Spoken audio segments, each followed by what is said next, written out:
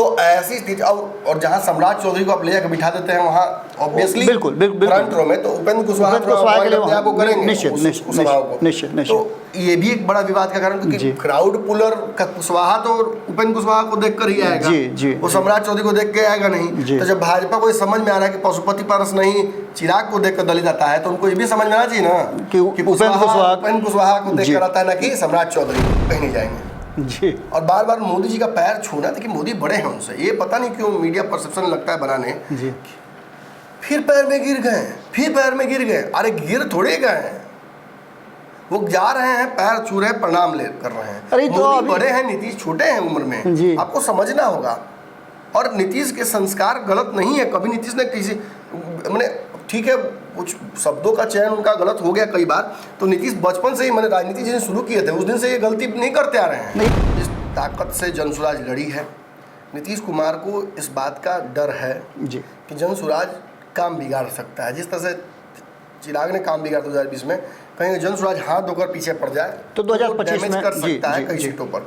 तो अब लेटर जारी कर दिया और लेटर जगदानंद सिंह को लिखा है कि हम चुनाव हार रहे हैं, बेलागंज में हम चुनाव हार रहे हैं, और उसका मुख्य कारण ये है कि हमने प्रत्याशी चयन में गलती की है, हमने चुनावी मैनेजमेंट ठीक से नहीं किया, हम जातीय और सामाजिक उन्माद जो है यहाँ पे है उसके ही वाहक बन रहे हैं, हम उसको पाटने की कोशिश नहीं कर रहे हैं। अगर ईगो होता तो नरेंद्र मोदी नीतीश कुमार को अपने चुनाव में वापस नहीं बुलाते, अगर घमंड होता तो नीतीश कुमार नरेंद्र मोदी का पैर नहीं छूते, अगर घमंड होता, ईगो बार बार बाधक बनता, तो चिराग पासवान जिन्होंने नीतीश कुमार की खटिया खड़ी कर दी थी 2020 के चुनाव में, वो उनके आसपास बच्चे की तरह नहीं घूमे। मतलब था कि प्रशांत किशोर भी लड़ाई में आ जाते। जी जी जी। निश्चित ही प्रशांत किशोर की पार्टी मानती है कि वो चारों सीट जीत जाएगी, इन चारों सीटों पर जीतते नहीं हैं, दूसरे तीसरे नंबर पे भी रहते हैं। तो ये एक अच्छी शुरुआत होगी। इसे ईगो से नहीं लेना चाहिए, इसे घमंड से जोड़कर नहीं लेना। राजनीति घमंड और ईगो से बहुत परे है। ये प्रशांत किशोर क्यों, तेजस्वी भी भारी पड़े हैं, तेजस्वी को भी अंडर एस्टिमेट करके लोग चल रहे थे इस बार। तेजस्वी ने भी अपनी ताकत पूरी झोंकी इस बार, और मैं स्पष्ट बोल रहा हूँ तेजस्वी का रिजल्ट अच्छा आए या ना आए, तेजस्वी ने प्रत्याशी चयन में कोई कमी नहीं की है इन 4 सीटों में। बातें सुननी शुरू की हैं, मुझे लगता है कि हो सकता है कि अब बदलाव आ रहा हो। वैसे भी 25 का चुनाव बड़ा महत्वपूर्ण है उनके लिए, नीतीश कुमार के लिए आखिरी चुनाव है लेकिन हम समझ नहीं पा रहे हैं ये तेजस्वी के लिए भी आखिरी चुनाव ही है।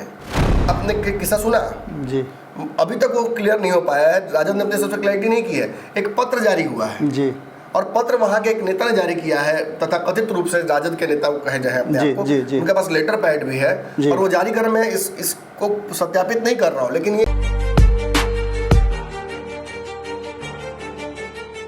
नमस्कार, एक बार फिर से पंचनामा लेकर के आपके सामने हाजिर हैं। और आज की पंचनामा जो है वो बहुत विशेष है। विशेष इसलिए है कि आज बहुत सारी बातों का खुलासा होना है, और 4 सीटों के जो आज वोटिंग थे, वोटिंग के बाद जो चीज़ें निकल कर के सामने आ रही हैं उन सब से जुड़ा हुआ है, और इसके साथ साथ आज की वोटिंग का ट्रेंड, पैटर्न और इसका असर 2025 के मुख्य चुनाव में क्या होगा, इन सभी विषयों को आज हम लेकर के आए हैं। बहुत सारे सवाल हैं जो नमन जी से हम पूछेंगे भी। आज के विशेष पंचनामा में मेरा आग्रह होगा आपसे कि आप अंतिम तक जरूर देखिएगा, क्योंकि कुछ ऐसे खुलासे भी होने वाले हैं जो कहीं आपसे मिस हो गए तो आने वाले 2025 के चुनाव और बिहार से सहित देश की राजनीति में जो होने वाली बातें हैं वो आपसे मिस कर जाएंगी। तो जुड़े रहिएगा और अंत तक देखिएगा, अपनी राय भी ज़रूर दीजिएगा। सबसे पहले तो हम शुरुआत करते हैं कि जो बिहार के 4 सीटों के उपचुनाव के आज वोटिंग हुए, उस वोटिंग के बाद सबसे पहली बात कि क्या निकल करके आया, वोटिंग का ट्रेंड क्या रहा। नमन जी, सबसे पहले तो ये जानना चाहेंगे कि वोटिंग का ट्रेंड क्या रहा, और जो हम अंदाज़ा लगा रहे थे कि 40 से 45% के आसपास वोट पड़ेंगे, वो ऊपर चला गया, तो इसके मतलब क्या है? जिस वक्त तक हम ये खबर कर रहे हैं उस वक्त तक एवरेज जो वोट बिहार में पड़ा है वो 50% के आसपास पड़ा है जी। हर जगह पर 50, 51, 52, 53, 54, 55 इसी आसपास में ये वोटिंग ट्रेंड पहुंचा है, और बहुत समय बचा नहीं है, तो मुझे लगता है कि इसी आसपास में ऊंट करवट लेगा।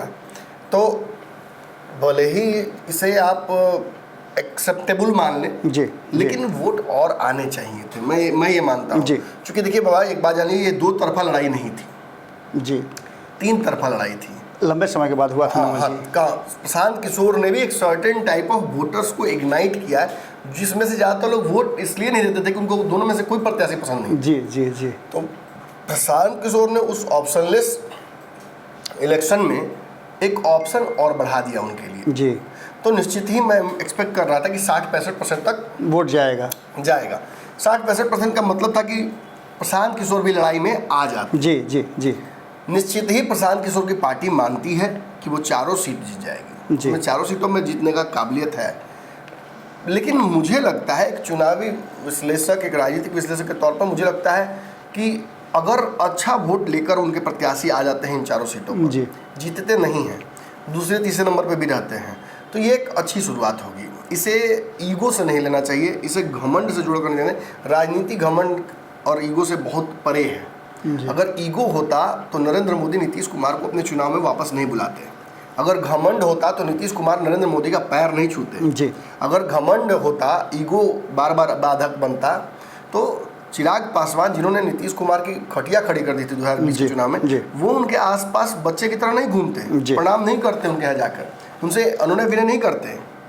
ये परिस्थितियां तय करती हैं, या आप तय नहीं करते कि आप किसके साथ गठबंधन करेंगे। नमन जी, सवाल अब यहाँ से शुरू करते हैं। जी, सवाल ये शुरू करते हैं कि हम लोग जो इससे पहले विश्लेषण किए थे, आपको याद हो भारत लाइव से, तो हम लोगों ने कहा था कि ये वोट जो है उपचुनाव में जिस तरह का ट्रेंड रहा उसी के हिसाब से है, लेकिन थोड़ा सा परिवर्तन हुआ है। नीतीश कुमार और नरेंद्र मोदी की जो तैयारी थी उस पर कहीं ना कहीं भारी पड़ते हुए प्रशांत किशोर दिख रहे हैं, क्योंकि वोटिंग का ट्रेंड बढ़ा है, मतलब वोटर ज़्यादा टर्नआउट हुए हैं। तो इसके मायने क्या निकल जाए? क्या नीतीश और मोदी की तैयारी अधूरी हो गई जिस पर भारी पड़ रहे हैं प्रशांत किशोर, या प्रशांत किशोर के कारण लोग वोट? ये प्रशांत किशोर क्यों, तेजस्वी भी भारी पड़े हैं जी। तेजस्वी को भी अंडर एस्टिमेट करके लोग चल रहे थे इस बार जी।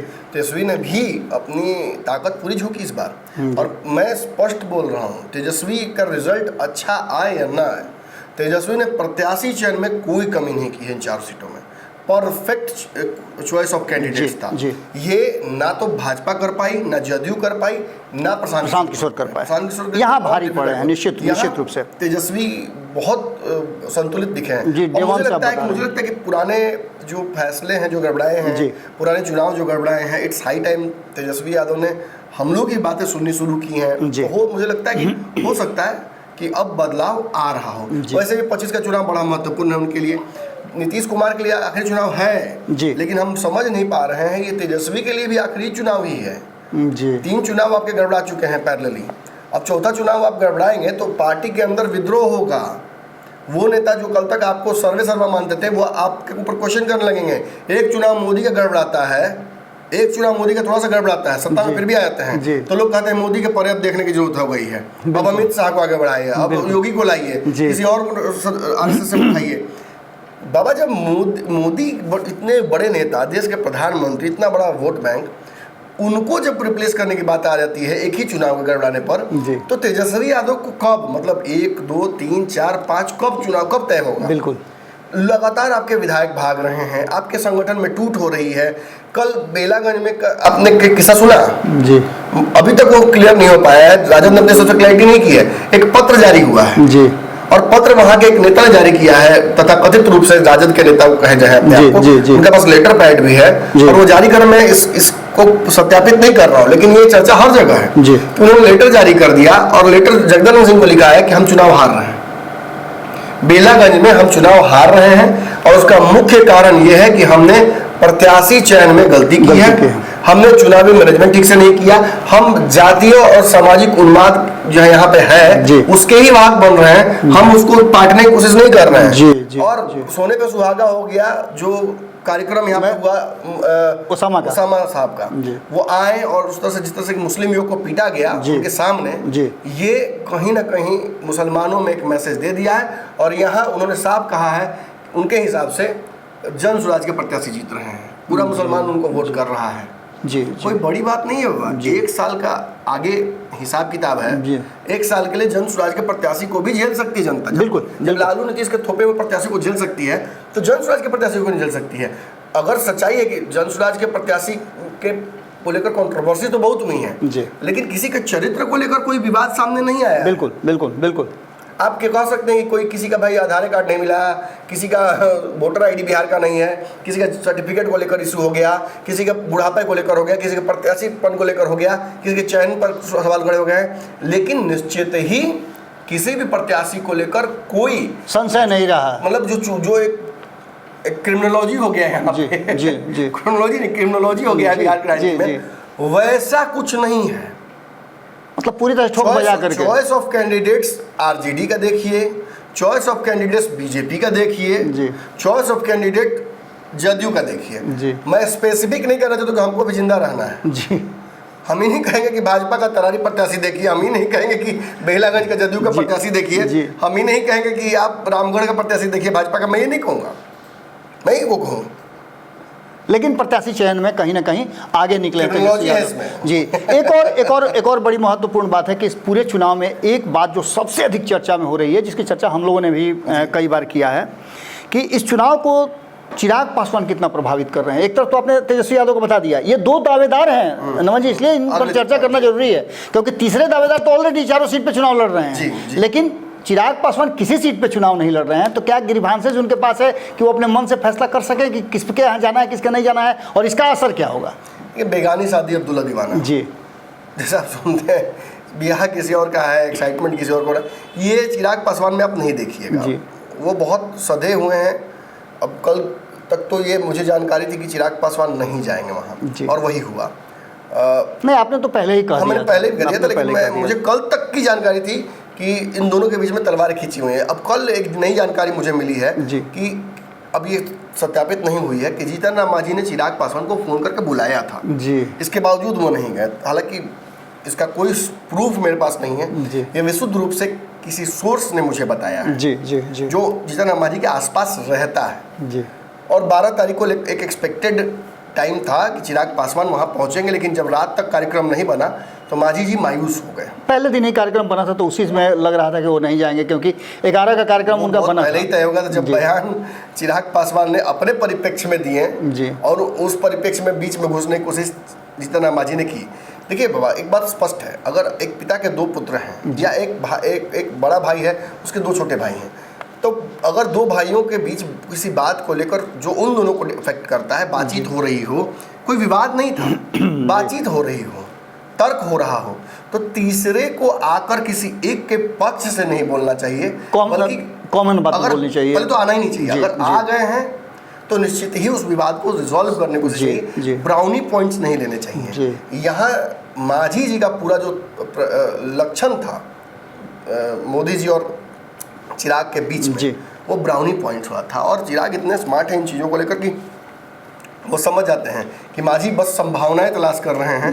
जिस दिन उनको, और चूंकि दलित वाला एंगल उनके साथ भी लागू होता है, तो वो मुझे कभी भी डायरेक्ट यहाँ वो मैंने सर्वाइवल हमको करने नहीं देंगे, जिसमें मौका आएगा वो मेरे खिलाफ ही करेंगे। जबकि गया वाले चुनाव में मांझी जी के लिए चिराग पासवान ने काम किया था। बार-बार ये बात बोलता हूं क्योंकि हमने देखा था आके सामने, और उस चुनाव में हमारी टीम वहाँ थी, उसी दौरान मांझी जी का विरोध ऐसा ही हुआ जैसे दीपा मांझी का विरोध हुआ, फिर भी वो वहाँ चुनाव जीते। तो क्यों हुआ? पासवानों का एक बड़ा वोट बैंक जो उनको ट्रांसफर हुआ। तो निश्चित ही ये सारी बातें इसी तरीके से हुई हैं। हाँ, आज जो विषय हम लेकर आए हैं उस पर आप सवाल पूछिए। आप नमन जी, इसी विषय से जुड़ा हुआ एक और सवाल है कि जब एक तरफ वोटिंग हो रही थी, दूसरी तरफ 2 बड़ी घटनाएं बिहार में हुई हैं। मैं इस चर्चा को ज़रूरी समझता हूं क्योंकि उत्सुकता होगी लोगों की यह जानने की कि नमन जी उस पर क्या अपना ओपिनियन रखते हैं। ये बात तो हमने की, चिराग ने जो भी फैसला किया, उसके बाद 2-3 बातें और बड़ी महत्वपूर्ण हैं। एक, नीतीश कुमार के बारे में कहा जा रहा है कि उन्होंने एक इंटरनल सर्वे मंगाया है। उस सर्वे रिपोर्ट में वो जानना चाहते हैं कि वोटिंग का ट्रेंड क्या रहा, किस पार्टी का कितना वोट टर्न हुआ और किस समाज का कितना वोट टर्न हुआ, क्योंकि अलग अलग समाज के नेता एनडीए में जुड़े हुए हैं। इसके आधार पर वो अपना फैसला करेंगे। नीतीश कुमार जी को एक बात पता चली है जी, इस पूरे चुनाव में जिस ताकत से जनसुराज लड़ी है, नीतीश कुमार को इस बात का डर है जी कि जनसुराज काम बिगाड़ सकता है। जिस तरह से चिराग ने काम बिगाड़ा 2020 में, कहीं जनसुराज हाथ धोकर पीछे पड़ जाए तो 2025 में कर सकता है कई सीटों पर। तो अब उनके कान खड़े हो गए हैं। तो जो डैमेज चिराग पासवान ने किया और अब की बार प्रशांत किशोर करेंगे, उस डैमेज को वो कंपनसेट करने में लग गए हैं। इन कमियों को वो कहीं और पूरा करने की कोशिश करने वाले हैं। ये तो तय है कि ये चुनाव अगर मांझी जी का ठीक नहीं गया तो मांझी जी को फिर उनकी हिसाब से इस गठबंधन में बहुत कुछ मिलने वाला नहीं है। जी। रही बात उपेंद्र कुशवाहा की, तो उपेंद्र कुशवाहा को राज्यसभा भेजकर भाजपा ने पहले ही एक उनको क्या कह सकता है गिफ्ट दे दिया है, तो अब बहुत उनकी भी संभावनाएं लगभग मैंने कम सी हैं जी। तो उनको भी भाजपा के हिसाब से ही एडजस्ट किया जाएगा। एंड आई नो बिल्कुल, क्योंकि उनके लोगों से भी बातचीत जो मेरी होती है तो यही कमोबेश बात निकलती है कि हम भाजपा के हिसाब से इस बार काम करेंगे, हमें कोई दिक्कत नहीं है, हमारा अभी सर्वाइवल फेज है, हम नई पार्टी बनाए हैं तो हमने जुड़ने की कोशिश की। कल जदयू के साथ अगर कुछ प्लस माइनस होता है तो एक बड़ा हमारा भी बिल्कुल यहाँ पे जनाधार होगा, फल पकेगा गिरेगा तो बहुत लोग, तो उनका भी वही हाल है। रही बात मुकेश सहनी की, तो अब उनका महागठबंधन में लगभग एडजस्टमेंट होता दिख रहा है। जब उप मुख्यमंत्री तक बात चली गई है तो मुझे लगता है कि अब इससे बेहतर 1 नंबर और 2 नंबर की सीट के लिए वो चले गए हैं मैंने मन्नत मानने भी आसाम में। इससे उनको कंफर्मेशन मिल गया, हमारी खबर कंफर्म थी, कंफर्मेशन मिल गया था वो भगवान के पास जाएंगे, तो कहीं ना कहीं उनकी भी संभावना अब एनडीए में बहुत नहीं है जी। रही बात पशुपति पारस की, तो छप्पड़ उखड़ चुका है जी बिल्कुल। अब इसके अलावा कौन दल बचता है? जदयू और चिराग पासवान। निश्चित। तो जदयू के बारे में हमने कल ही खबर चलाई है कि नीतीश मजबूरी है, चिराग जरूरी है, और यही कहीं ना कहीं ये सारा समीकरण आकर बैठता है। भाजपा अपना वोट पूरे चुनाव में जो भी उसका वोट होता है वो अपने सहयोगियों को दिलाती है, इसमें कोई शक नहीं कि भाजपा का वोट नहीं मिलता है उनके सहयोगियों को। एकमात्र सहयोगी नीतीश कुमार है जिनको भाजपा का संपूर्ण वोट नहीं मिलता है। वो इसलिए नहीं मिलता है क्योंकि नीतीश कुमार पर लोगों को शक रहता है जी। एक खास समुदाय को नीतीश कुमार के सवर्णों का शक रहता है जी कि कहीं अगर हम भाजपा के कहने पर वोट दे भी दे नीतीश को तो नीतीश कुमार इसी गठबंधन में रहेंगे। लेकिन फिर भी नीतीश बार बार जब ये चुनावी सभाओं में बोलते हैं अब हम इधर उधर नहीं करेंगे, तो वो उसी वोटर को बोल रहे होते हैं जी। ट्रस्ट में ब्रो, अब कहीं नहीं जाएंगे जी। और बार बार मोदी जी का पैर छूना, देखिए मोदी बड़े हैं उनसे, ये पता नहीं क्यों मीडिया परसेप्शन लगता है बनाने जी। फिर पैर में गिर गए, अरे गिर थोड़े गए, वो जा रहे हैं पैर छू रहे हैं, प्रणाम कर रहे हैं। अरे तो मोदी बड़े हैं, नीतीश छोटे हैं उम्र में जी। आपको समझना होगा। और नीतीश के संस्कार गलत नहीं है, कभी नीतीश ने किसी मैंने ठीक है कुछ शब्दों का चयन उनका गलत हो गया कई बार, तो नीतीश बचपन से ही मैंने राजनीति जिस दिन शुरू किए थे उस दिन से ये गलती नहीं करते आ रहे हैं। नहीं, ये तो सिलसिला उत्तर प्रदेश से ही शुरू हुआ है जी। और भाजपा भी सम्मान दे रही है ना जी। अब कई लोग चर्चा करते हैं अरे भाजपा अपना प्रत्याशी देती है, दूसरे राज्य में टिकट दे देती है तो उसमें प्रत्याशी अपना देती है, उसमें इंटरफेस करती है। अरे टिकट दिया ना जी, सांकेतिक भागीदारी ही दी ना। अब एनडीए को आप संकुचित होते नहीं देखिएगा, एनडीए पूरे देश के लिए बना है, ये तय है। अगर अब जैसे महाराष्ट्र में चिराग पासवान नहीं लड़ रहे हैं चुनाव, क्यों नहीं लड़ रहे हैं? ये उनकी नैतिकता है। उन्हें झारखंड बिहार के बगल में था, उन्होंने मेहनत की थी, उन्होंने मांगा, एक सीट मिल गया। अब वो महाराष्ट्र में पहली बात तो मांगेंगे नहीं, और दूसरी बात कि भाजपा कभी देगी नहीं। अगर ऐसी परिस्थितियां बनाई जाएंगी कि नहीं हम ये करबे करेंगे तो भाजपा तोड़ेगी गठबंधन, सीधी बात है। या चिराग पासवान को तोड़ने के लिए मजबूर कर देगी, या ऐसी परिस्थितियां बना देगी कि जिसकी वजह से दोनों के बीच मनमुटाव हो जाएगा जी। या अगर वर्स्ट केस में रहना मजबूरी है साथ में, तो भाजपा उनको गो हेड दे देगी, जाइए लड़ लीजिए, ये 50-500 वोट ले लीजिए। चिराग इतने स्मार्ट है कि वो जानते हैं कि 500 वोट ला के, हाँ 5000 वोट ला के हम क्या साबित कर लेंगे। सही बात, वोट कटवा कहेगा लोग, राजस्थान में हमने किया ना जी जी, क्या हुआ? तो वो हेडलाइंस ना बने, इसलिए चिराग विल प्ले स्मार्ट। और यही खेल अब जदयू भी खेलेगी, वो इन लफड़ों में जहाँ कंफर्टेबल है वहाँ रिस्क लेते हैं। बिहार, झारखंड, बंगाल, बस। अब इसके बाद उत्तर प्रदेश की बारी है। बिहार, उत्तर प्रदेश और बंगाल, इनके हाँ माफ कीजिए सॉरी, बिहार के अलावा झारखंड, उत्तर प्रदेश और बंगाल, इन तीन राज्यों में ही लोजपा, कुछ हद तक दिल्ली, मुझे लगता है कि शायद जदयू दिल्ली जाना चाहेगी जी। चिराग भी चाहेंगे कि एक सीट दिल्ली में मिले, लेकिन मुझे लगता है कि that will be very situational. अब चिराग उसमें एनालाइज करेंगे कि क्या दिल्ली में सही में पॉसिबिलिटी है उनकी पार्टी के लिए कुछ, तभी वो जाकर बातचीत भाजपा से करके तभी ये पब्लिकली अनाउंस भी करेंगे, मुझे लगता है। खैर ये बातें अलग है। अब नीतीश कुमार ने जो डिमांड की है, देखिए नीतीश कुमार ने इस सब चीज़ों को देखते हुए जी एक बड़ी डिमांड ये की है कि जो रिपोर्ट है इस 4 सीटों के जी, जो प्रचार में ताकत झोंकी है सभी पार्टियों ने इंक्लूडिंग प्रशांत किशोर, उन सब का रिपोर्ट लाओ जी। इसके अलावा जो जिस वोट का मालिक है, जिस बूथ पर अपने आप को कहता है, जिस बूथ पर जातीय समीकरण जिस जाति का जिस एनडीए के दल के पक्ष में है जी, उसका रिपोर्ट लाओ, कितने जातियों का वोट पड़ा है जी, किस तरह से उन बूथों पर रिजल्ट्स आए हैं, बिल्कुल इनकी एनालिसिस की जाएगी। जी।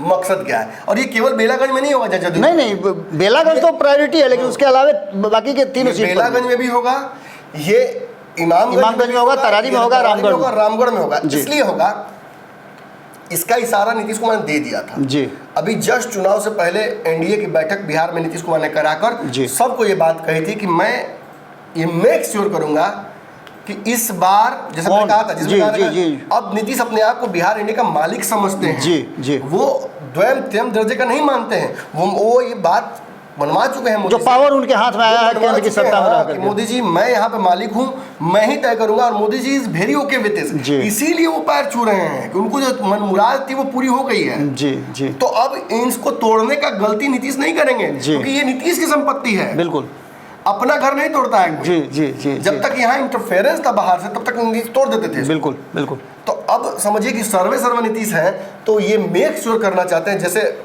नीतीश कुमार ने हर चुनाव जीता है बिहार में, उस तरह से ये चाहते हैं कि आगे का हर चुनाव जदयू और ये गठबंधन एक साथ रहे, तो सब मेक श्योर कि नीतीश कुमार लोजपा को वोट दिलाए अपना, भाजपा लोजपा को वोट दिलाए, लोजपा भाजपा को दिलाए, लोजपा जदयू को दिलाए, लोजपा हमको दिलाए, हम जदयू को दिलाए, और आरएलएम सबको दिलाए। ये इंटरचेंजेबली जो वोट है वो सब एक दूसरे को पड़े, अगर नहीं पड़ेगा तो निश्चित रूप से वो ही यहाँ से एक बड़ा विवाद शुरू होगा। विवाद क्या शुरू होगा जी, जैसे देखिए, विवाद तो एक है ही, खबर आई है जो इमामगंज की, तो परफेक्ट है, इमामगंज में तो पासवान वोट नहीं कर रहे हैं मांझी जी को, असंभव है, जीत जाए अलग है बात, लेकिन पासवान वोट नहीं कर रहे हैं। तो ये रिपोर्ट में जाएगा।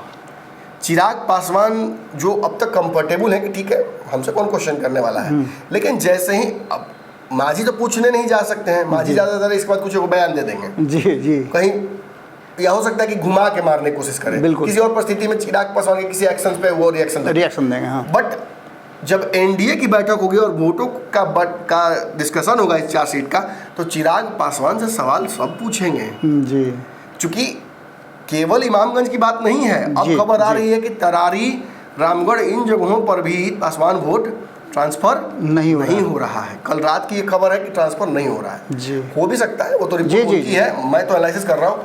ये खबर जरूर आई, डरावनी खबर, कि चिराग पासवान का बहुत एक्टिव नहीं रहना इस चुनाव में, ये एनडीए को घाटा पहुंचाने वाला है। वोटिंग के एक दिन पहले बहुत सारी खबरें आती भी हैं जी, तो बहुत घाटा पहुंचाने वाला है, उनके वोटर्स कंफ्यूज्ड हैं, इन सब सारा नहीं मिल पाया है जी। इन सभी समीकरणों को अगर जोड़ के, इसके अलावा और भी बातें बोल दूँ, इसके अलावा मांझी जी अपने चुनाव में इतना व्यस्त हुए कि वो किसी और के लिए कुछ नहीं कर पाए, बिल्कुल, और उनका वोट कहीं बहुत ज़्यादा था भी नहीं। उपेंद्र कुशवाहा भी लगातार अपनी यात्रा में मौजूद रहे हैं, बहुत कम ही प्रेजेंस उनका भी रहा है, और उनका प्रेजेंस रहा है तो बहुत इम्पैक्टफुल नहीं रहा है जी, उसको उस तरह से नहीं। अब उसमें दोनों तरफ की कमियां हैं, उधर से भी उनको उतना स्पेस नहीं दिया गया, इधर से भी उन्होंने बहुत प्रयास नहीं किया, देखा ग्राउंड लेवल पे वो करते रहे, बल्क में नहीं नजर आया, कोरम पूरा किया गया। तो ऐसी स्थिति, और जहां सम्राट चौधरी को आप ले जाकर बिठा देते हैं वहां ऑब्वियसली फ्रंट रो में, तो उपेंद्र कुशवाहा को करेंगे निश्चित। तो ये भी एक बड़ा विवाद का कारण, क्योंकि क्राउड पुलर का कुशवाहा तो उपेंद्र कुशवाहा को देखकर ही आएगा, वो सम्राट चौधरी को देख के आएगा नहीं। तो जब भाजपा को समझ में आ रहा है कि पशुपति पारस नहीं चिराग को देखकर दलित आता है, तो उनको ये भी समझ में आना चाहिए ना कि उपेंद्र कुशवाहा को देखकर आता है, ना कि सम्राट चौधरी को। बहुत इंपॉर्टेंट बात आपने कहा, और यही कहीं ना कहीं सब पार्टियों चेक होगा। जदयू ने, चूंकि देखिए भाई बात है, जदयू का जो सिस्टमेटिक वोट है वो ट्रांसफर होता है, उसका एक सबसे बड़ा कारण ये है कि जदयू का जो कोर वोटर है वो नीतीश कुमार के इशारे पर घूमता है। बिल्कुल अब तक यही होता है ना, और वो सिस्टमेटिक वोट है जी, वो सब कॉन्स्टिट्यूशनलाइज कर दिया गया उसको, माने आंगनवाड़ी से लेके तक। अब हम ज्यादा इसमें डिटेल में नहीं जाएंगे जी, सारे चीजों को नीतीश इस्तेमाल प्रॉपरली करते हैं, और इसी स्लीपर सेल की वजह से नीतीश कुमार का वोट भले वो कांस्टेंट रहा है जी, नीतीश का वोट कभी कम नहीं हुआ है, 15% से नीचे तो गए ही नहीं, सीटें कम हो जाए, वोट कम नहीं हुआ है। तो आप समझ रहे हैं, तो नीतीश तो अपना 100, जैसे जी 4 दोस्त मिलकर 10 रुपये 20 रुपये 50 रुपये मिलाकर कोई सामान खरीदते हैं जी, तो वो सामान टूट जाएगा तो सबसे दुख किसको होगा? जो सबसे अधिक पैसा लगाया है। तो नीतीश 50 रुपये लगा रहे हैं, कोई 20 रुपये लगा, कोई 10 रुपये लगा रहा है। चिराग पासवान तो अब तक सच लग रहा है कि इस चुनाव में ये बात भारतीय जनता पार्टी अच्छी तरह से समझती है, तभी तो नीतीश कुमार को रेड कार्पेट बिछा करके बुलाती है। मोदी जी की खासियत ये है, वो समझ जाते हैं, समझ गए बात चीज़ों। और नीतीश कुमार अब इसको इंश्योर करना चाहते हैं कि 2025 में कोई कमी रह ना जाए, इसीलिए ये जो बैठक चुनाव के बाद होने वाली जो प्रस्तावित बैठक की चर्चा आप कर रहे हैं, इस बैठक में नीतीश कुमार ये रिपोर्ट लेकर बैठेंगे जी, और इन रिपोर्ट्स के साथ क्वेश्चन किया जाएगा जो कंपनी का होता है पॉलिसी जी, जैसे आपका काहे जीरो आया है इस बार, आप काहे एक क्लाइंट लेके आ पाए हैं, आपसे बिजनेस काहे नहीं हुआ है, ये पूछा जाएगा जी। और उस समय उन परिस्थितियों में अब यही है कि बिल्ली गले में घंटी कौन बांधेगा, देखेंगे हम लोग, देखेंगे सभा निश्चित। और इसमें निश्चित ही बिहार में जो इरेगुलर टाइप 4 चुनाव में वोट डिवीजन हुआ है एनडीए का जी, बहुत अच्छा चुनाव एनडीए के लिए नहीं कहा जा सकता। बिल्कुल, रिजल्ट चारों सीट जीत जाए एनडीए अलग बात है, लेकिन ये अच्छा चुनाव नहीं है। इलेक्शन मैनेजमेंट में बहुत कमियां हुई, बहुत कमी रही है बहुत, और इसकी चर्चा भी अब सुने, मेन टू मेन चर्चा शुरू हो गई है। सभाओं में भी देरी, सभाओं में लोगों का नहीं पहुंच पाना टाइम पर, बहुत कुछ रिलेटिव से, इसीलिए मोदी जी बहुत एक्टिव थे भी नहीं चुनाव में, बचाया गया मोदी जी को भी। लेकिन नीतीश रिस्क नहीं लेंगे क्योंकि 2025 में नीतीश कुमार के इज्जत का सवाल है जी। वो ये मेक श्योर करना चाहते हैं कि जिस तरह से चिराग पासवान के हर सीट पर जदयू का वोट उनको मिला है, भाजपा का वोट मिला है, तो अब चिराग पासवान से भी भाजपा और जदयू एक्सपेक्ट करेगी कि वो हर सीट पर दिलाए अपना वोट जी। वो दिल्ली और अन्य जो हिस्सेदारी चाहिए, तो आपको तो लखनऊ झारखंड में जो फोकस चिराग पासवान का है वो छोड़िए, आइए चुपचाप यहाँ पे, लड़ाई असली यहाँ है, तो ये चर्चाएं होंगी आगे। बिल्कुल।